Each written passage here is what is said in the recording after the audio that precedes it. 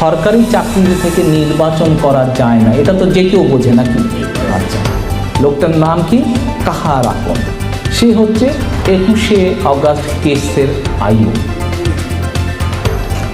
কাহার আকন, সে পুলিশে চাকরি করে। 2001 সাল নির্বাচন হবে, চাকরিরত অবস্থায় সে চলে গেল কিশোরগঞ্জে নির্বাচন করার জন্য।